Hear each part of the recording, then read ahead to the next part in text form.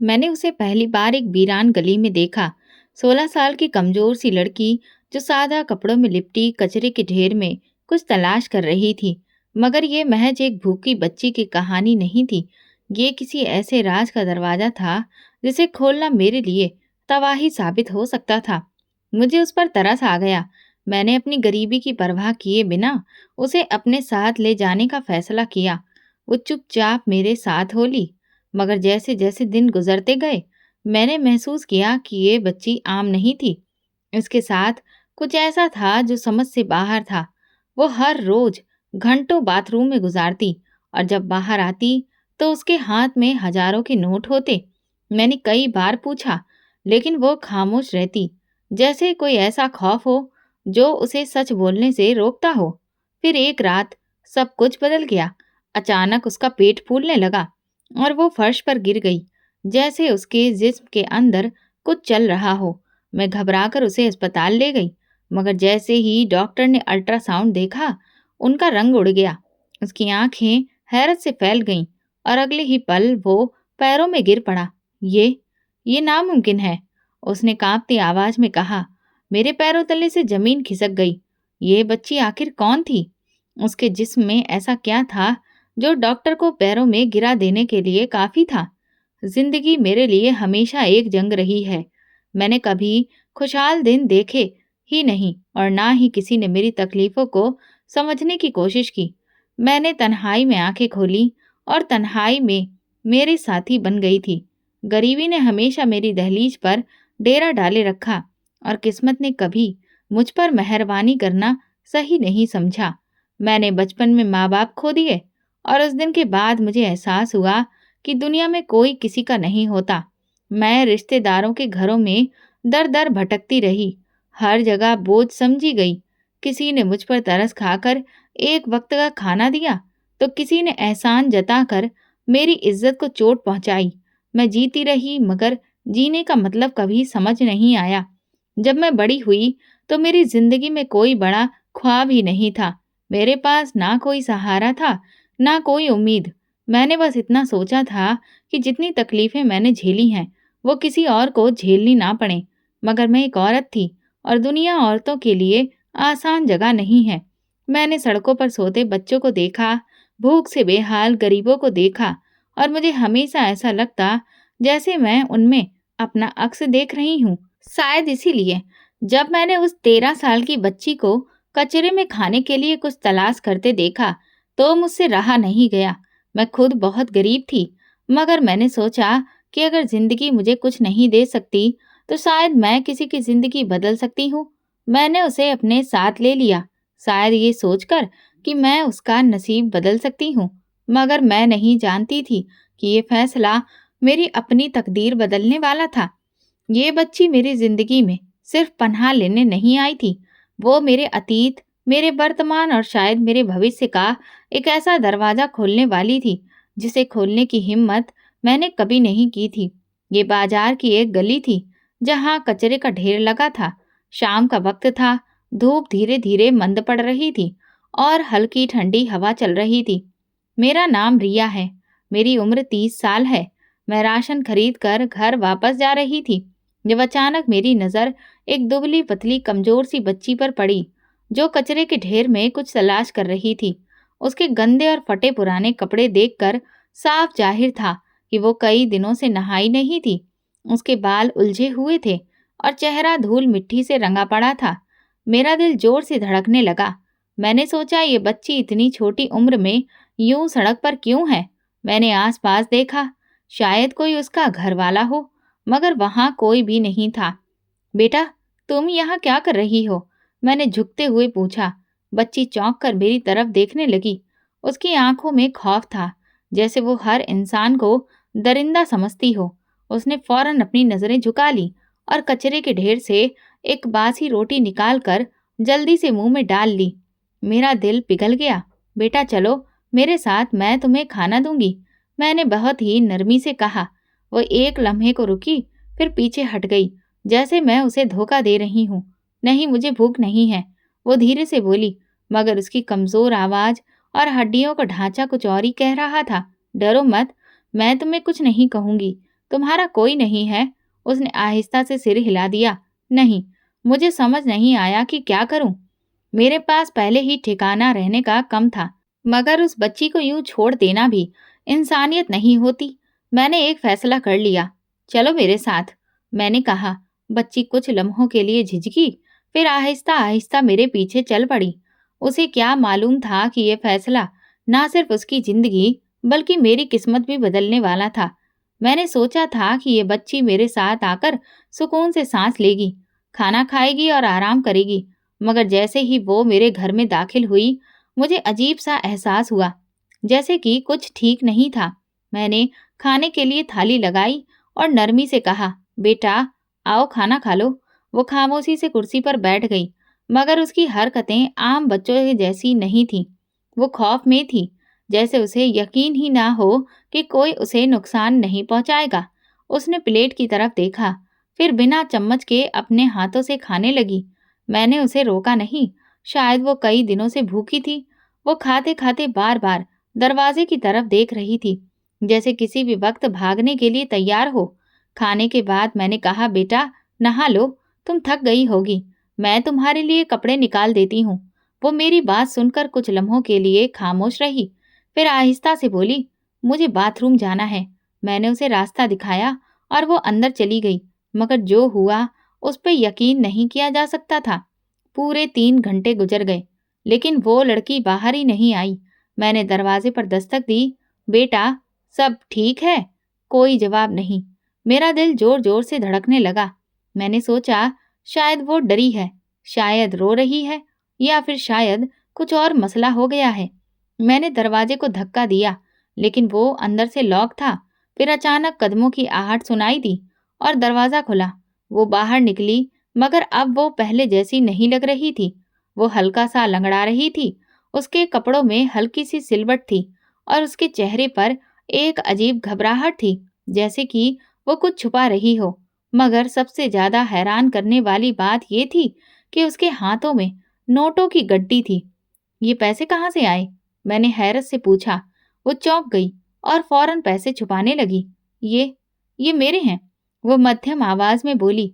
मगर एक भूख से बेहाल सड़कों पर फिरने वाली बच्ची के पास इतनी रकम कहाँ से आई?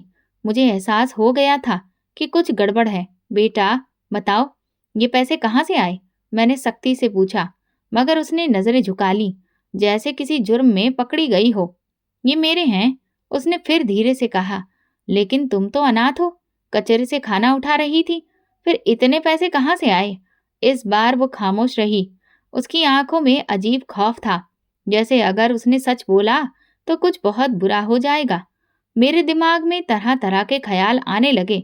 बेटा मुझसे मत छुपाओ, मैं तुम्हें कुछ नहीं कहूंगी, मैंने नरमी से कहा, मगर वो पीछे हट गई, जैसे मैं उस पर हमला करने वाली हूँ।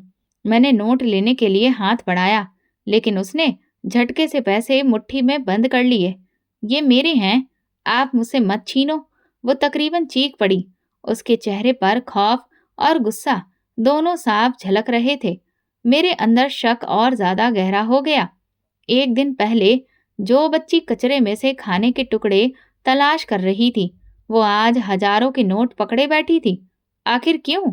मैंने खुद को संभाला और धीरे से पूछा, ठीक है, मत बताओ, मगर कम से कम ये तो बताओ कि तुम्हें कोई खतरा तो नहीं, कोई तुम्हें नुकसान पहुंचाने की कोशिश तो नहीं कर रहा? ये सुनते ही उसकी आंखों में एक लम्हे के लिए खौफ की लहर दौड़ गई। फिर वो सिर हिलाकर बोली, नहीं, बस बस मैं थक गई हूँ, सोना चाहती हूँ। मैंने उसे नहीं टोका, मगर मैं जानती थी कि ये पैसे उसका बाथरूम में 3 घंटे रहना और बाहर आकर लंगड़ाना, ये सब आम नहीं था। ये बच्ची कोई मामूली बच्ची नहीं थी। इसके साथ कुछ ऐसा था जो मेरी समझ से भी बाहर था।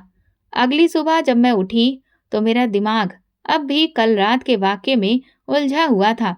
मैंने सोचा शायद मैं ज्यादा सोच रही हूँ, मगर मेरे दिल में बेचैनी थी। पैसे कहाँ से आए थे? वो बाथरूम में 3 घंटे तक क्या कर रही थी? और सबसे ज्यादा अजीब बात, वो बाहर आकर लंगड़ा क्यों रही थी?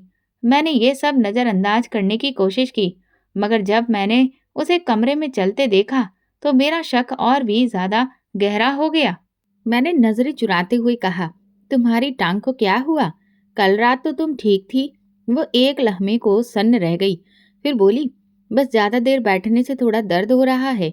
मगर मुझे यकीन नहीं आया।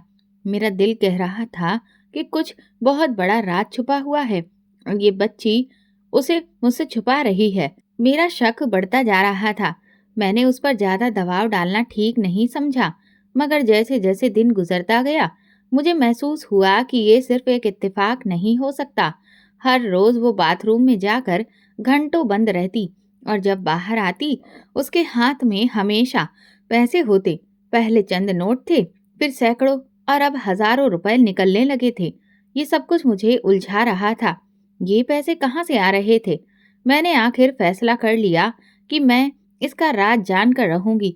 बेटा, मैं आज बाजार जा रही हूँ, थोड़ी देर में वापस आऊंगी। मैंने झूठ बोला, मगर मैं कहीं नहीं जा रही थी। मैं उसके बाथरूम में जाने का इंतजार करने वाली थी और इस बार मैं उसे तन्हा नहीं छोड़ने वाली थी। मैंने नाश्ता बनाया और जानबूझकर कहा, बेटा मैं बाजार जा रही हूँ, तुम आराम करना। उसने मुझे अजीब नजरों से देखा, जैसे उसे यकीन ना आ रहा हो कि मैं उसे अकेला छोड़कर जा रही हूँ। मगर फिर उसने जल्दी से सिर हिलाया और खामोशी से बैठ गई। मैं दरवाजा खोलकर बाहर निकली, मगर फौरन वापस आकर कोने में छुप गई। मैंने दरवाजे के सुराख से अंदर झांका। वो कुछ लम्हे खामोश बैठी रही, फिर जल्दी से उठी और सीधा बाथरूम की तरफ भागी। मेरा शक सही था। अब बस मुझे इंतजार करना था कि बाथरूम में क्या हो रहा था। 5 मिनट गुजरे, फिर 10, फिर 30, मगर अंदर से कोई आवाज नहीं आ रही थी। मैंने आहिस्ता से दरवाजे के करीब जाकर कान लगाया। अंदर फुसफुसाहट जैसी आवाज आ रही थी, जैसे कोई किसी से बात कर रहा हो, मगर वो अंदर अकेली थी। मेरे रोंगटे खड़े हो गए। क्या अंदर कोई और था या फिर ये सिर्फ मेरी सोच थी? मैंने हिम्मत करके दरवाजे के नीचे से झांकने की कोशिश की, मगर कुछ नजर नहीं आया। मैंने धीरे धीरे दरवाजे का हैंडल घुमाया, मगर वो अंदर से बंद था। बेटा, मैंने आहिस्ता से पुकारा, सब ठीक है ना? कोई जवाब नहीं आया। तभी अचानक अंदर से पानी गिरने की आवाज आई और फिर दरवाजा खुलने की हल्की सी चटक हुई। मैं जल्दी से पीछे हट गई और ऐसे खड़ी हो गई जैसे कुछ हुआ ही ना हो। बच्ची बाहर निकली और मेरी आंखें हैरत से खुली की खुली रह गईं। उसके हाथ में फिर से हजारों के नोटों की गड्डी थी, मगर इस बार मैंने उसके कपड़ों पर हल्की सी नमी देखी, जैसे वो अंदर पानी में कुछ कर रही थी। अब ये कोई आम बात नहीं थी। मेरी आंखों के सामने एक ऐसी चीज हो रही थी जो हकीकत से बाहर लगती थी। ये बच्ची हर बार बाथरूम में जाकर कई घंटे गुजारती और जब बाहर आती तो इसके हाथों में हजारों के नोट होते। अगले दिन मैंने खुद को व्यस्त दिखाया, मगर मेरा दिमाग लगातार काम कर रहा था। मुझे आज सच्चाई जाननी थी। मैंने चुपके से अपनी एक पुरानी चाबी निकाली, जो शायद पुराने वक्त में किसी दरवाजे के लिए इस्तेमाल होती थी। मैंने सोचा कि अगर मैं सही थी और चाबी से दरवाजा खोल सकी, तो शायद मैं हकीकत जान पाऊंगी। जैसे ही शाम हुई, वो बच्ची एक बार फिर दबे पांव बाथरूम में चली गई और दरवाजा अंदर से लॉक कर लिया। मेरा दिल जोर जोर से धड़कने लगा। मैंने आहिस्ता से दरवाजे के करीब जाकर कान लगा दिया। अंदर से पानी गिरने की आवाजें आ रही थीं, मगर अजीब बात ये थी कि कोई नहाने या हाथ धोने की आवाज नहीं थी, बल्कि ऐसा लग रहा था जैसे पानी में कुछ डाला जा रहा हो।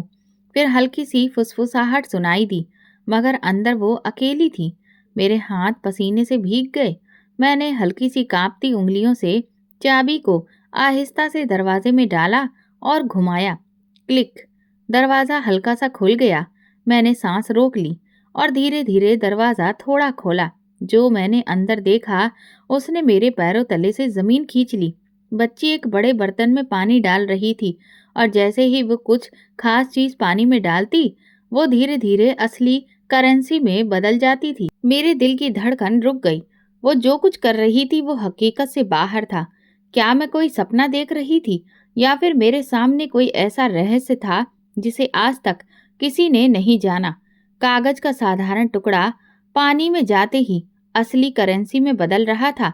मेरा दिल जोर जोर से धड़कने लगा। मैंने जल्दी से दरवाज़ा बंद कर दिया और वहाँ से हट गई ताकि वो ये न समझे कि मैंने कुछ देखा है। मैं उस वक्त खुद को काबू में रखना चाहती थी, मगर मेरे अंदर सवालों का तूफान उठ रहा था। मैंने फैसला किया कि मैं उसे जल्दी परेशान नहीं करूंगी। मुझे ये देखना था कि क्या ये सब कुछ उसके नियंत्रण में है या फिर वो खुद किसी बड़ी साजिश का शिकार है। रात को जब वो सो गई तो मैं धीरे धीरे उसके करीब गई और फिर मेरी नज़रें उसके शरीर पर पड़ी। उसकी कमर और पेट पर गहरे निशान थे, जैसे कोई पुरानी सर्जरी हुई हो। मैंने हैरान होकर करीब से देखा। ये आम घाव नहीं थे। मेरे रोंगटे खड़े हो गए। मैंने फैसला कर लिया कि अब मैं ये राज जानकर ही रहूंगी। मैंने उस बच्ची के शरीर पर मौजूद अजीब निशान देखे, मगर उससे कुछ कहने के बजाय खामोश रही। मैंने सोचा कि अगर मैंने जल्दबाजी की तो शायद वो मुझ पर भरोसा ना करे। मैंने खुद को शांत रखा, लेकिन मेरा दिमाग लगातार इसी बारे में सोचता रहा। अगले दिन मैंने महसूस किया कि वो रोज की तुलना में अधिक थकी हुई और सुस्त लग रही थी। उसकी आंखों के नीचे काले घेरे पड़ गए थे और वो निवाले तोड़ तोड़ कर खा रही थी। मैंने कुछ कहने के लिए मुंह खोला ही था कि अचानक वो कराहते हुए पेट पकड़कर नीचे गिर गई। मैं घबराकर उसके करीब पहुंची। उसका चेहरा पीला पड़ चुका था और उसकी सांसें अनियमित हो रही थीं। वो फर्श पर लेटी अपने पेट को जोर से पकड़े हुए थी, जैसे वहां कोई असहनीय दर्द हो रहा हो। रश्मि, क्या हुआ तुम्हें? मैंने उसे सहारा देने की कोशिश की, लेकिन वो दर्द से तड़प रही थी। पसीने की बूंदें उसकी पेशानी पर चमक रही थीं। उसकी आंखें बंद हो रही थीं और ऐसा लग रहा था जैसे वो किसी भी वक्त बेहोश हो जाएगी। मैंने घबराकर जल्दी से पानी का गिलास उठाया, मगर उसने अपने होठ सख्ती से भींच लिए और कुछ भी पीने से इनकार कर दिया। हमें अस्पताल जाना होगा, मैंने फैसला किया और जल्दी से उसे जूते पहनाए। मगर जैसे ही मैंने उसका हाथ थामा, मैंने महसूस किया कि उसके पेट में कुछ हरकत हो रही थी। ये कोई आम दर्द नहीं था। उसके शरीर के अंदर कुछ था जो अब जाग रहा था। मेरी उंगलियां थरथरा गईं, मगर मैंने उसे तुरंत अपनी चादर में लपेटा और घर से बाहर निकल गई। हर कदम पर मेरा दिल तेजी से धड़क रहा था। मुझे नहीं मालूम था कि अस्पताल जाकर क्या पता चलेगा, मगर मैं ये जानती थी कि ये कोई आम बीमारी नहीं थी। जब मैं उसे अस्पताल लेकर पहुंची तो डॉक्टरों ने उसे तुरंत इमरजेंसी वार्ड में ले लिया। मैं बाहर खड़ी कांप रही थी, जबकि अंदर डॉक्टर उसका परीक्षण कर रहे थे। कुछ ही देर के बाद एक डॉक्टर बाहर आया। उसका चेहरा हैरान और डर से सफ़ेद पड़ चुका था। ये नामुमकिन है, वो धीरे से बड़बड़ाया और फिर अचानक पैरों में गिर गया, जैसे उसने कुछ ऐसा देख लिया हो जो इंसानी समझ से बाहर था।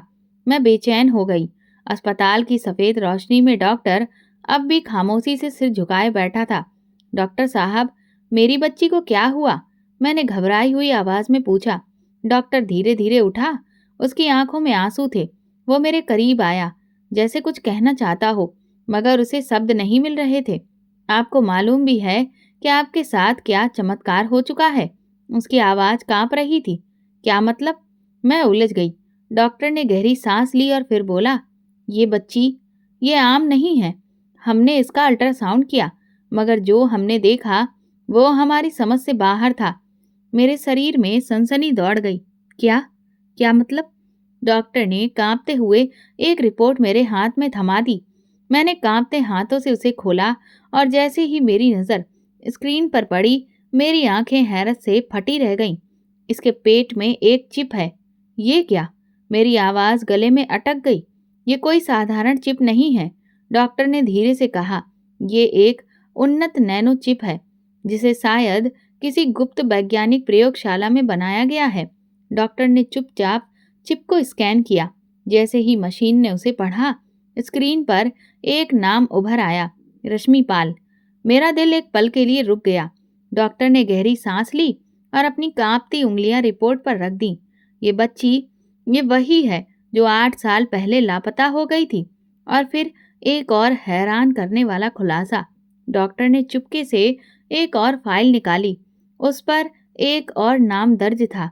ये मेरी बेटी है। मुझे ऐसा लगा जैसे मेरे पैरों तले से जमीन खिसक गई हो। डॉक्टर की आंखों में आंसू छलक आए। उसके होंठ कांप रहे थे। मेरी बेटी मुझे मिल गई, डॉक्टर बोला, लेकिन एक ऐसे तरीके से जिसका कोई अनुमान भी नहीं लगा सकता था। अस्पताल के सफेद कमरों में खामोशी छा गई थी, मगर मेरे अंदर एक तूफान मच चुका था। ये कैसे संभव था? अगर रश्मि उसकी बेटी थी, तो वो इतने साल कहाँ थी? उसके शरीर में ये चिप किसने डाली थी और क्यों? रश्मि बेहोश पड़ी थी। उसके मासूम चेहरे पर अब भी तकलीफ के निशान थे। डॉक्टर ने उसके माथे पर हाथ रखा, जैसे बरसों की जुदाई के बाद अपनी बेटी को पहचानने की कोशिश कर रहा हो। ये सब कैसे हुआ? मेरी आवाज कांप रही थी। डॉक्टर ने मेरी तरफ देखा। उसकी आंखों में अजीब सी चमक थी।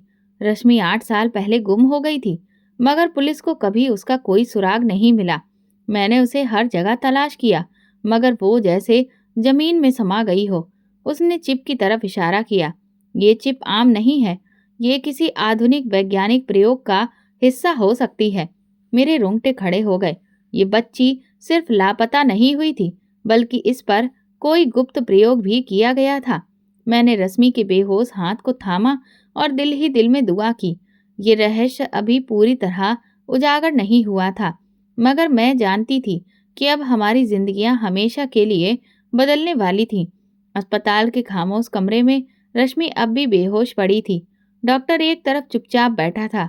उसके हाथ में रश्मि की रिपोर्ट्स थी, मगर उसकी नजरें बार बार अपनी बेटी के चेहरे पर जा रही थी, जैसे वो इस सच्चाई को स्वीकार करने के लिए खुद को तैयार कर रहा हो।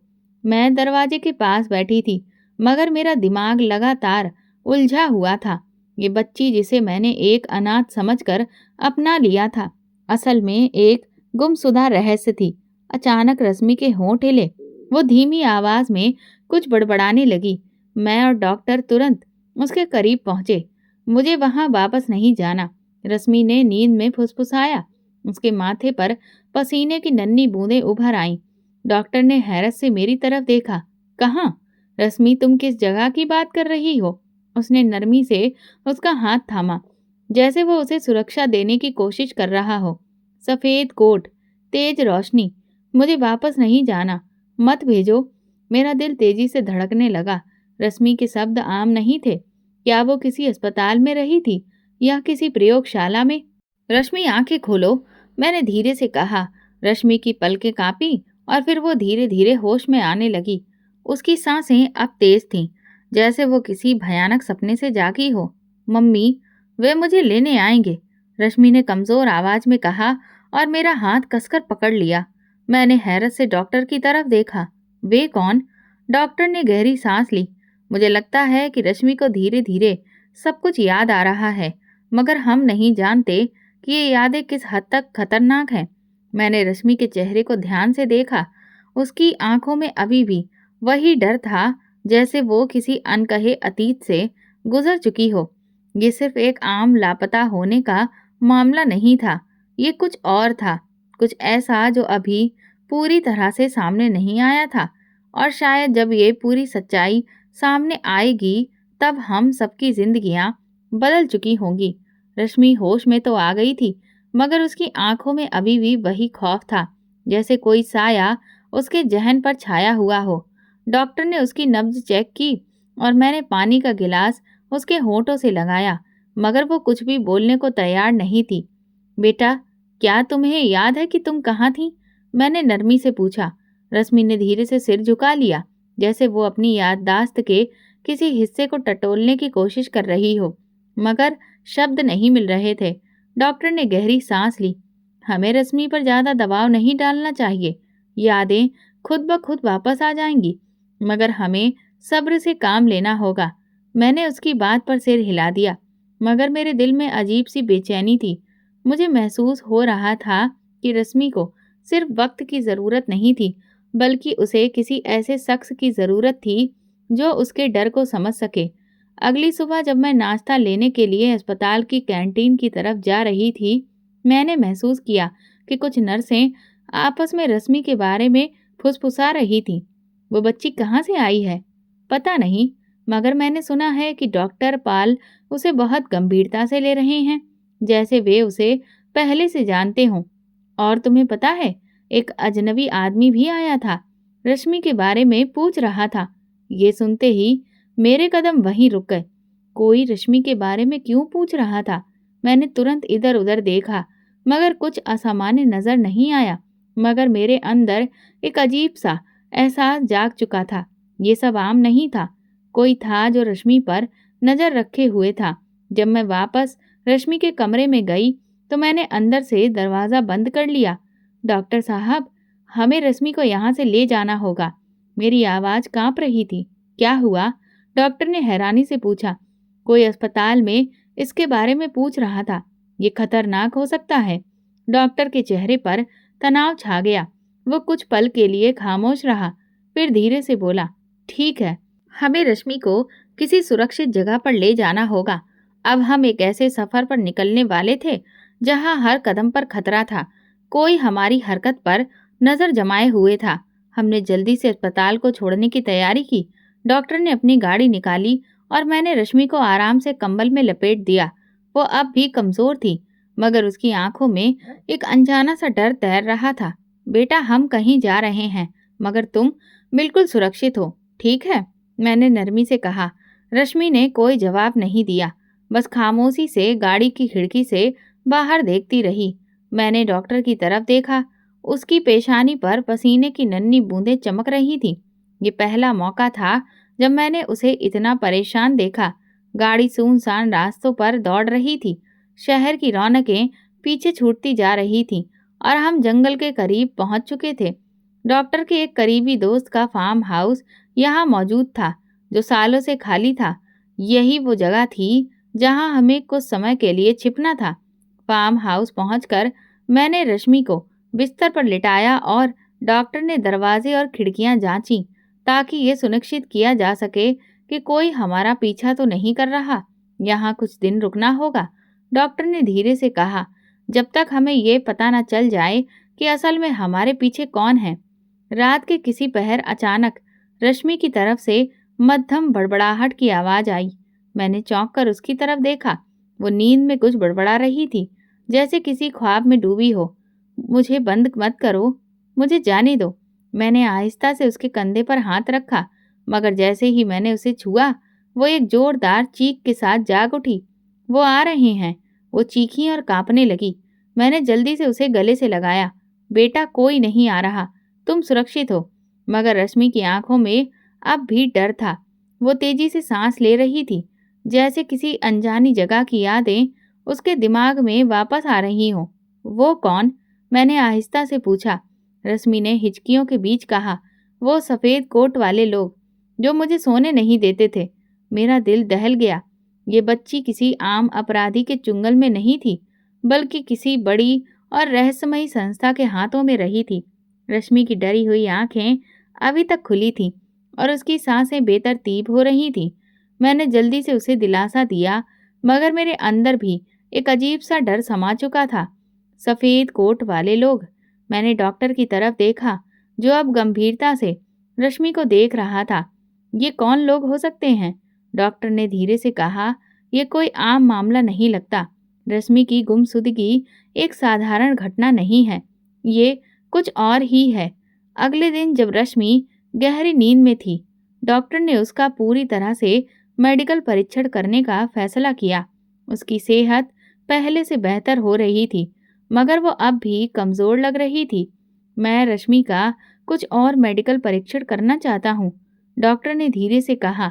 शायद हमें कुछ ऐसे सुराग मिल जाएं जो उसके अतीत के बारे में और अधिक स्पष्टता दे सकें। मैंने सहमति में सिर हिलाया। हमें रश्मि के रहस्य को सुलझाना ही था।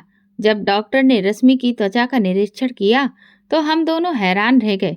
रश्मि की त्वचा आम बच्चों की तरह नहीं थी। जैसे ही डॉक्टर ने उसके बाजू पर रोशनी डाली, एक हल्का नीला निशान चमक उठा, जो सामान्य रोशनी में दिखाई नहीं देता था। ये क्या है? मैंने हैरानी से पूछा। डॉक्टर ने गौर से निशान को देखा और धीरे से कहा, ये कोई आम निशान नहीं है। ये किसी खास रसायन की प्रतिक्रिया लगती है, जो रोशनी या किसी विशेष तापमान में प्रकट होती है। मेरी आंखें हैरत से फैल गईं। ये मुमकिन नहीं। क्या रश्मि पर कोई प्रयोग किया गया था? मेरी आवाज़ कांप रही थी। डॉक्टर खामोश था उसकी आंखों में कुछ ऐसा था जो वो कह नहीं पा रहा था। ये सब एक साधारण घटना नहीं थी। उसने आखिरकार कहा, रश्मि के शरीर में कुछ ऐसा है जो आम नहीं, और शायद यही वजह है कि वे लोग इसे दोबारा ले जाना चाहते हैं। मेरे शरीर में झुरझुरी दौड़ गई। रश्मि सिर्फ एक अनाथ बच्ची नहीं थी, वो किसी गहरे वैज्ञानिक रहस्य का हिस्सा थी, और जो भी ये रहस्य जानना चाहता था वो किसी भी कीमत पर रश्मि को वापस पाना चाहता था। रश्मि की त्वचा पर उभरने वाले रहस्यमयी निशान ने हमें और अधिक उलझन में डाल दिया था। ये सिर्फ एक आम गुमशुदगी का मामला नहीं था। रश्मि के साथ कुछ ऐसा हुआ था जो हमारी सोच से परे था। डॉक्टर ने अपनी जेब से एक खास स्कैनिंग डिवाइस निकाली जो त्वचा के नीचे छुपी किसी भी असामान्य चीज का पता लगा सकती थी। और जैसे ही उसने रश्मि के बाजू पर धीरे से स्कैनर चलाया, स्क्रीन पर कुछ कोड्स उभरने लगे। ये क्या है? मैंने हैरत से पूछा। डॉक्टर ने गहरी सांस ली। ये कोई गुप्त निशान है। रश्मि के शरीर पर कोई साधारण पहचान नहीं है। किसी ने जानबूझकर इसके शरीर पर कुछ लिखा है, कोई कोड। उसी रात जब हम सो रहे थे, मैंने एक अजीब आवाज सुनी, जैसे कोई दरवाजे के करीब आया हो। मेरे दिल की धड़कन तेज हो गई। मैंने जल्दी से खिड़की के पर्दे हटाए और बाहर झांका, मगर वहां कोई नहीं था। लेकिन दरवाजे के सामने जमीन पर कुछ पड़ा हुआ था। मेरी सांसें रुक गईं, मेरे हाथ कांपने लगे। मैंने धीरे से दरवाजा खोला और लिफाफा उठाया। जैसे ही मैंने उसे खोला, अंदर एक सादा मगर डरावना संदेश लिखा था। तुमने जिस चीज को बचाने की कोशिश की वह हमारे लिए बहुत कीमती है। रश्मि को वापस कर दो, वरना अंजाम बुरा होगा। मेरी उंगलियां कांप गईं। डॉक्टर, मैंने घबराकर उसे आवाज दी। डॉक्टर जल्दी से बाहर आया और मैंने कांपते हाथों से उसे वो संदेश थमा दिया। जैसे ही उसकी नजर उस पर पड़ी, उसके चेहरे का रंग बदल गया। ये लोग हमें ढूंढ चुके हैं, उसने धीरे से कहा। अब हमारे पास ज्यादा समय नहीं है। रश्मि के शरीर पर मौजूद निशान, उसके ख्वाब और अब ये गुप्त संदेश, सब कुछ एक बड़ी सच्चाई की तरफ इशारा कर रहा था। मगर क्या हम ये सच्चाई जान पाएंगे, या ये लोग हमें पहले ही खोज लेंगे? फार्म हाउस में गहरी खामोशी छाई हुई थी। मैं उस रहस्यमयी खत को घूर रही थी जिसके साथ अब भी मेरे दिमाग में गूंज रहे थे, रश्मि को वापस कर दो, वरना अंजाम बुरा होगा। मैंने डॉक्टर की तरफ देखा जो गहरी सोच में डूबा हुआ था। उसका चेहरा तनाव और चिंता से भरा था। ये लोग हमें ढूंढ चुके हैं, डॉक्टर ने सरगोशी की, और अब हमारे पास ज्यादा वक्त नहीं है। मगर ये लोग कौन हैं और रश्मि को क्यों चाहते हैं? मैंने बेचैनी से पूछा। डॉक्टर ने एक पल के लिए सोचा, फिर बोला, हमें रश्मि के अतीत की खोज करनी होगी। डॉक्टर ने अपने लैपटॉप पर रश्मि की पुरानी रिपोर्ट से देखनी शुरू की। जैसे ही उसने रश्मि का नाम एक गुप्त डाटाबेस में सर्च किया, स्क्रीन पर एक खुफिया फाइल खुल गई। ये देखो, उसने मुझे इशारा किया। इस फाइल में रश्मि के लापता होने की खबर दर्ज थी, मगर सबसे ज्यादा चौंकाने वाली बात यह थी कि रश्मि के कुछ मेडिकल रिकॉर्ड्स मौजूद ही नहीं थे। ये कैसे संभव है? मैंने हैरत से कहा। हर बच्चे का जन्म और मेडिकल इतिहास रिकॉर्ड में होता है, रश्मि के बारे में कुछ भी क्यों नहीं है? डॉक्टर ने गंभीरता से कहा, क्योंकि शायद किसी ने जानबूझकर इसकी पहचान मिटा दी है। मेरे शरीर में झुरझुरी दौड़ गई। मगर क्यों? डॉक्टर ने गहरी सांस ली और धीमी आवाज में कहा, रश्मि एक आम बच्ची नहीं थी, वो किसी गुप्त प्रोजेक्ट या वैज्ञानिक प्रयोग का हिस्सा रही है।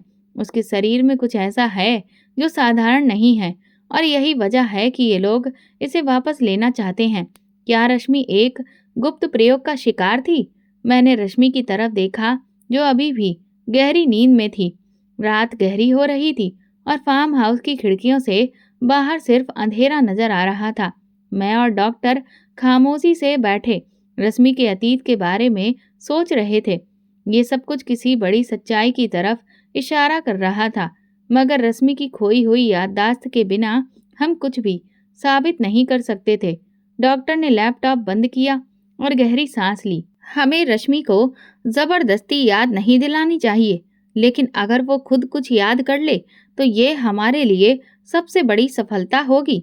मैंने रश्मि की तरफ देखा जो कमरे के कोने में बैठी खिड़की के बाहर देख रही थी। उसकी आंखों में डर और उलझन थी, जैसे वो कुछ याद करने की कोशिश कर रही हो, मगर कोई अनदेखी दीवार उसे रोक रही हो। रश्मि बेटा, तुम कुछ सोच रही हो? मैंने नरमी से पूछा। वो कुछ देर चुप रही, फिर धीरे से बोली, मुझे सपने आ रहे हैं, अजीबोगरीब सपने। मैं और डॉक्टर चौकन्ने हो गए। कैसे सपने बेटा? मैंने उसके पास जाकर पूछा। रश्मि ने अपनी उंगलियां मोड़ते हुए कहा, मैं एक जगह पर हूँ जहाँ बहुत सारी सफेद रोशनी है। वहाँ कुछ लोग हैं जो सफेद कोट पहने हुए हैं। वो मुझे कुछ इंजेक्शन देते हैं और फिर मेरी आंखों के सामने सब कुछ धुंधला हो जाता है। मेरा दिल तेजी से धड़कने लगा। डॉक्टर ने तुरंत पूछा, क्या तुम उन लोगों के चेहरे याद कर सकती हो या वो तुमसे क्या कह रहे थे? रश्मि ने आंखें बंद कर ली, जैसे वो अपनी यादों में कुछ खोज रही हो। फिर अचानक उसने आंखें खोली और घबराकर बोली, वो मेरा नाम लेकर पुकारते थे, मगर मेरा नाम रश्मि नहीं था। क्या? मैं हैरत से बोली। वो मुझे किसी और नाम से बुलाते थे। वो मुझे प्रोजेक्ट जीरो कह रहे थे। मेरे रोंगटे खड़े हो गए। ये लोग रश्मि को इंसान नहीं, बल्कि किसी वैज्ञानिक प्रयोग का हिस्सा समझते थे। डॉक्टर ने गंभीरता से कहा, हमारा अंदाजा सही था। रश्मि के साथ कुछ ऐसा हुआ है जो आम नहीं है। मगर अब सवाल ये था, रश्मि का असली अतीत क्या था और प्रोजेक्ट जीरो का मतलब क्या था? रश्मि की बातों ने सब कुछ हिलाकर रख दिया था। प्रोजेक्ट जीरो, ये शब्द आम नहीं थे। ये किसी लापता बच्चे की साधारण कहानी नहीं थी।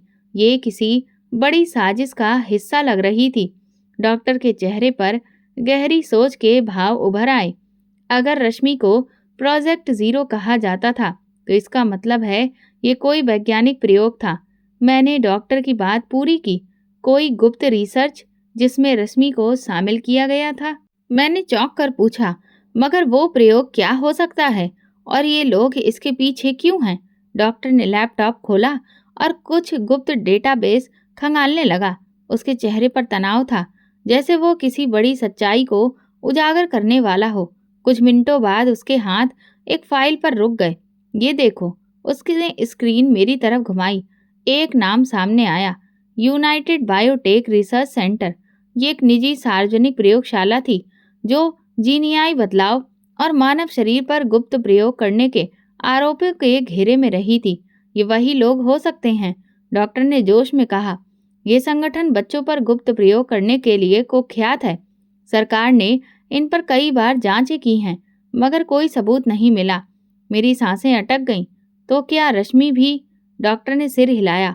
हाँ, रश्मि शायद इनके प्रयोग का हिस्सा रही है, और चूंकि वो किसी तरह भाग निकली, अब वे उसे दोबारा से काबू में लेना चाहते हैं। अब हमें रश्मि के शरीर में हो रहे बदलाव को और गहराई से समझना था। डॉक्टर ने जल्दी से एक और परीक्षण किया और हैरानी से बोला, रश्मि के डीएनए में कुछ मामूली बदलाव है, जैसे किसी ने इसमें कुछ खास शामिल करने की कोशिश की हो। मैंने हैरानी से पूछा, ये कैसे संभव है? डॉक्टर ने गंभीरता से कहा, ये संगठन शायद जीनियाई स्तर पर प्रयोग कर रहा था। रश्मि एक साधारण बच्ची नहीं है। वो मानव शरीर में बदलाव लाने वाले वैज्ञानिक प्रयोग का हिस्सा हो सकती है। मेरा दिमाग सुन्न हो गया। इसका मतलब है कि रश्मि उन लोगों के लिए एक खजाना है और वे किसी भी कीमत पर उसे दोबारा हासिल करना चाहते हैं। हमने सच्चाई का एक और दरवाज़ा खोल दिया था, मगर इसके साथ ही खतरा पहले से कहीं ज़्यादा बढ़ चुका था। जितना हम खोजते गए, उतना ही सच हमारी पकड़ से बाहर होता गया। रश्मि कोई आम लापता बच्ची नहीं थी, बल्कि वो एक बहुत बड़े वैज्ञानिक शोध का हिस्सा थी। एक ऐसा रहस्य जो अगर दुनिया के सामने आ गया तो बहुत से ताकतवर लोग बेनकाब हो सकते थे। डॉक्टर ने गंभीरता से कहा, हम रश्मि को हमेशा के लिए छुपा नहीं सकते। हमें इस मामले को दुनिया के सामने लाना होगा, वरना ये लोग उसे बार बार पकड़ने की कोशिश करेंगे। मगर कैसे? मैंने पूछा। डॉक्टर ने गहरी सांस ली। हमें मीडिया के पास जाना होगा। अगर ये खबर दुनिया में फैल गई तो ये लोग रश्मि को नुकसान नहीं पहुंचा सकेंगे। ये एक बड़ा फैसला था, मगर हमारे पास कोई और रास्ता नहीं था। रश्मि अचानक बेहोश हो गई। जैसे ही हम फार्म हाउस से निकलने की तैयारी कर रहे थे, रश्मि अचानक लड़खड़ाई और जमीन पर गिर गई। रश्मि, मैंने घबराकर उसे उठाने की कोशिश की, मगर उसकी आंखें बंद हो चुकी थी। उसके शरीर में कोई हरकत नहीं थी। डॉक्टर तुरंत उसकी नब्ज चेक करने लगा। ये क्या हो रहा है? मैंने घबराकर पूछा। डॉक्टर की आंखों में डर था। चिप, रश्मि के शरीर में जो चिप थी, उसने कोई नया सिग्नल भेजा है। मगर क्यों? डॉक्टर ने जल्दी से अपनी स्कैनिंग डिवाइस से रश्मि के शरीर का निरीक्षण किया और जो स्क्रीन पर नजर आया उसने हमें हिलाकर रख दिया। किसी ने चिप को सक्रिय कर दिया है। मतलब? मेरी सांसें रुक गईं। मतलब वे अब जान चुके हैं कि हम कहाँ हैं। डॉक्टर ने सिर हिलाया। हाँ, और हमारे पास अब बहुत कम समय है। अब क्या होगा? रश्मि जमीन पर बेहोश पड़ी थी और दुश्मन हमारे बहुत करीब आ चुके थे। हमने सच्चाई का दरवाजा खोल दिया था, मगर अब हमें ये जंग जीतनी थी, रश्मि की जिंदगी के लिए और उसकी खोई हुई सच्चाई को वापस लाने के लिए। क्या हम समय रहते भाग सकेंगे या रश्मि फिर से उनके हाथ लग जाएगी? फैसला। डॉक्टर ने तुरंत रश्मि की नब्ज चेक की। हमें इसे तुरंत किसी सुरक्षित जगह पर ले जाना होगा। मगर कहाँ? मैंने घबराकर पूछा। डॉक्टर ने गहरी सांस ली। अब ये राज हमेशा के लिए उजागर करना होगा। हमें इसे दुनिया के सामने लाना होगा। मीडिया की ताकत। हम रश्मि को लेकर सीधे एक बड़े मीडिया हाउस पहुंचे, जहां डॉक्टर का एक पुराना दोस्त रिपोर्टर था। जैसे ही हम अंदर पहुंचे, डॉक्टर ने रिपोर्टर को पूरी कहानी सुनाई। रश्मि के साथ किए गए प्रयोग, उसके शरीर में लगी गुप्त चिप और वो गुप्त संगठन जो उसे फिर से पकड़ना चाहता था। एक सनसनीखेज खुलासा। ये खबर धमाके की तरह मीडिया में फैल गई। एक लापता बच्ची के शरीर में गुप्त चिप। क्या ये किसी बड़ी साजिश का हिस्सा है? क्या विज्ञान की आड़ में मासूम बच्चों पर प्रयोग किए जा रहे हैं? हर टीवी चैनल पर यही खबर चलने लगी। जैसे ही ये खबर सार्वजनिक हुई, वो संगठन जो रश्मि के पीछे था, अचानक से गायब हो गया। रश्मि को एक नया जीवन मिला। रश्मि को नई नाम और नई पहचान दे दी गई। सरकार ने रश्मि को पूरी सुरक्षा दी। उसकी चिप निकाल दी गई और उसका अतीत हमेशा के लिए दफन कर दिया गया। अब वो एक आम जिंदगी जी सकती थी। मेरी भी जिंदगी बदल गई। डॉक्टर ने मेरी तरफ देखा। तुमने रश्मि को बचाया और तुमने मुझे मेरी बेटी वापस दिलाई। फिर उसने कहा, मैं चाहता हूँ कि तुम हमेशा हमारे साथ रहो। मैंने हैरानी से उसकी तरफ देखा। ये कहानी सिर्फ रश्मि की नहीं थी, ये मेरी अपनी कहानी भी बन चुकी थी। मैंने अनाथों की तरह जिंदगी गुजारी थी, मगर आज मुझे एक नया परिवार मिल चुका था। अंत में आखिरकार रश्मि अपनी असली जिंदगी में वापस आ चुकी थी। दोस्तों, अगर आपको आज की कहानी पसंद आई है तो प्लीज़ कमेंट करके ज़रूर बताएं और इस वीडियो को लाइक करके अपने दोस्तों के साथ ज़्यादा से ज़्यादा शेयर करें। अगर आप हमारे चैनल पर नए हैं तो सब्सक्राइब ज़रूर करें और फिर कल मिलते हैं हम एक नई और रोमांचक कहानी के साथ। धन्यवाद।